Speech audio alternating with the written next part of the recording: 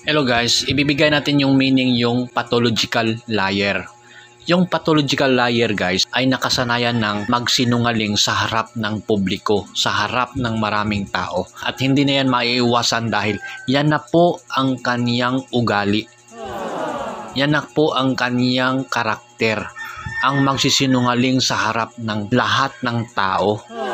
At hindi siya nahihiya dahil yan po ay isang disorder. Isang illness, isang sakit. Parang kleptomaniac, yung ganun.